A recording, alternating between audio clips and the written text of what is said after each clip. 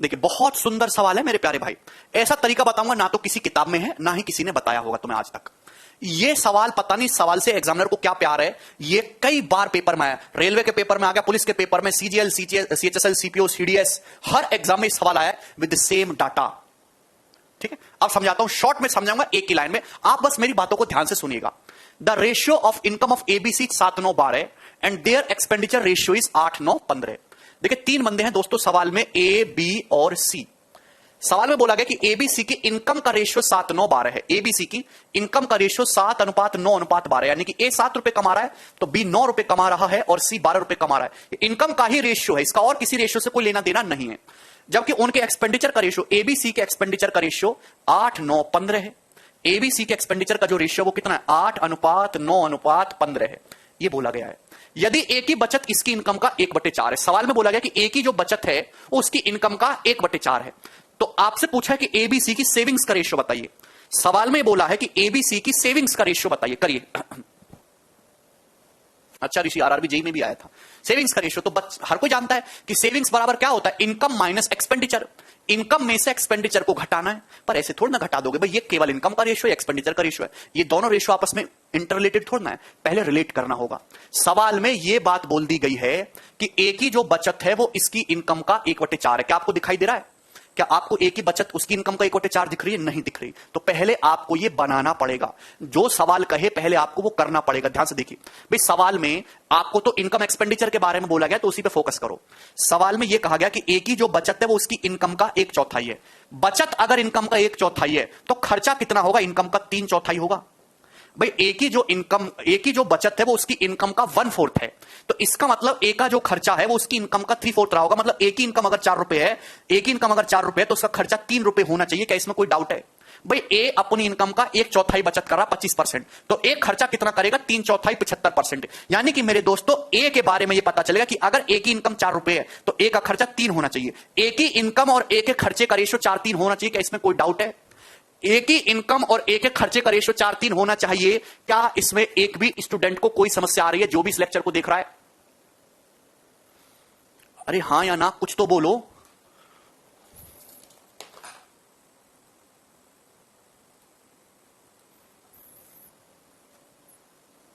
अरे समझ में आया? भाई ए जो है, ए की जो सेविंग्स है वो उसकी इनकम का 1/4 है। 1/4 अगर सेविंग है तो खर्चा 3/4 रहा होगा। यानी कि ए की इनकम अगर 4 रुपए तो एक्सपेंडिचर 3 होना चाहिए। क्या ऐसा है? भाई ए की इनकम 4 और एक्सपेंडिचर 3, ऐसा तो नहीं दिख रहा है, तो गलत है, उल्टा सीधा लिख रहा है। तो मुझे मेरी जिंदगी का मकसद यह है कि ए की इनकम और उसके खर्चे का रेशियो 4:3 बनाओ। ए की इनकम और खर्चे का रेशियो 4:3 बनाओ। तो मैंने आपको पहले भी समझा रखा है, 4-5 बार समझा रखा है कि बेटा मुझे ए की इनकम और खर्चे को 4:3 के रेशियो में बनाना है। तो 4:3 के रेशियो में बाद में बनाना, सबसे पहले चीजों को बराबर किया जाता है।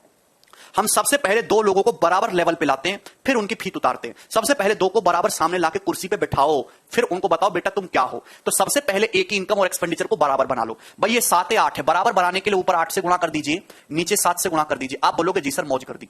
हमने ए और बी का खर्चा इनकम बराबर बना ली, ए की इनकम भी 56 कर ली और खर्चा भी 56 कर लिया। लेकिन ये बराबर सबसे पहले बराबर बनाना है, सबसे पहले बराबर बनाना है। लेकिन बराबर के बाद अब क्या करना है कि आपको ए की इनकम और खर्चे में 4:3 का रेशियो होना चाहिए। भाई ए की इनकम और खर्चे में 4:3 का रेशियो होना चाहिए, तो ऊपर 4 से गुणा कर दीजिए, नीचे 3 से गुणा कर दीजिए। देखिए बात बन गई, सवाल यही खत्म हो गया। आप सीधा सीधा घटा दो, उत्तर आ जाएगा। केवल सीधा सीधा आपको घटाना है। अगर आप यहां गौर से देखो, मैंने बात सही कर दी है। भाई ए की इनकम को मैंने कितना बना दिया? ए की इनकम को बना दिया 8 चौक है ना, इधर गुणा हो जाएगा 7 × 8 × 4। मैंने बी ए के खर्चे को कितना बना दिया? 8 × 7 × 3। देख रहे रेशियो, देख रहे हो रेशियो? 4:3 बना दिया कि नहीं बना दिया मैंने? तो सबसे पहले आपको बराबर करना है, फिर जितनी जरूरत है उस हिसाब से मैनिपुलेट कर दीजिए। सेविंग्स निकालने तो ए की सेविंग कैसे आएगी? भैया देख रहे हैं 8 7 56, 8 7 56 कॉमन आ जाएगा, 4 में से 3 गया 1, यानी कि 56 आया है। भाई ए की जो सेविंग है वो 56 आई है, और 56 केवल ए की रेशियो में दिख रहा है। यही आंसर है, ए ऑप्शन। आगे आपको सॉल्व करने की कोई जरूरत नहीं है। मतलब इस सवाल का सॉल्यूशन केवल 10 से 15 सेकंड में किया जा सकता था, यहीं पे ही सॉल्यूशन किया जा सकता है। इस सवाल का कि यहां दोस्तों 8 से गुणा होगी या 7 से गुणा होगी, बराबर कर लेते हैं। लेकिन 4:3 के रेशियो में करना है तो यहां 4 से गुणा होगी, यहां 3 से गुणा होगी। सिंपल सा घटाओगे तो 8 7 56 यहां भी आएगा, 8 7 56 यहां भी आएगा, और घटाना है तो 4 - 3 1, यानी कि 56 एकम 56 बचेगा, जो एक ही ऑप्शन में शुरुआत में वही उत्तर है। आगे आपको सॉल्व ही नहीं करना है। ये होते हैं स्मार्ट बच्चों के तरीके हैं बेटा।